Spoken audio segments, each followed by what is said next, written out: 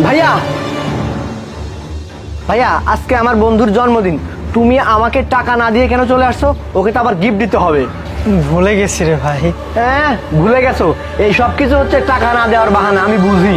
না রে ভাই, আমি মিথ্যা কথা কেন বলবো বল? হ্যাঁ জানি আমি, তুমি সবসময় মিথ্যে কথাই বলো আমাকে, যাতে আমাকে তোমার টাকা দিতে না হয়। না না ভাই, আমি কেন তোর কাছে মিথ্যা কথা বলবো? দাঁড়া, দিচ্ছি। এই নে ভাই, নে। মাত্র এই কয়টা টাকা?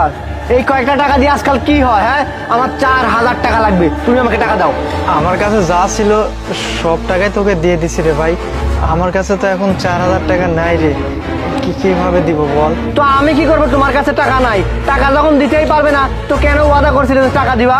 হ্যাঁ, আমি তোকে বলছিলাম টাকা দিব, কিন্তু তোর 4000 টাকা লাগবে এটা তো আমি বুঝতে পারি নাই ভাই। দেখো ভাই, আমি যদি ওইখানে দামি গিফট দিতে না পারি তাহলে কিন্তু আমার মান সম্মান কিচ্ছু থাকবে না, আমি অপমানিত হব। তোমার এই নাটক বন্ধ করো আর আমাকে তাড়াতাড়ি 4000 টাকা দাও। ভাই দেখো, তুমি আমাকে ভাই বলবা না।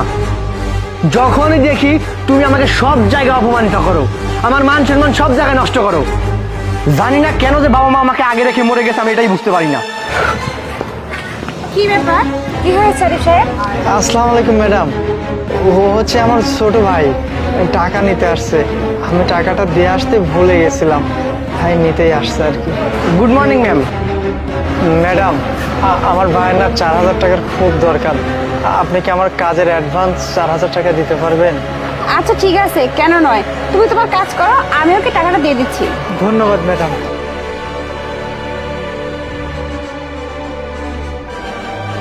থ্যাংক ইউ ম্যাম, আমাকে এই 4000 টাকা দেওয়ার জন্য। আমি তোমাকে 4000 নয় 8000 টাকা দিব। কি সত্যি 8000 টাকা দিবেন? হ্যাঁ, সত্যিই দিব। তো বলুন আমাকে কি করতে হবে? ওই কাজই করতে হবে যে কাজ তোমার ভাই প্রত্যেক দিন করে।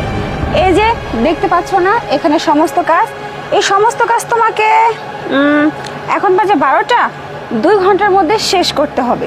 এইসব কাজ তো আমি আধা ঘন্টার মধ্যে শেষ করে দিচ্ছি, এখনই দাঁড়ান।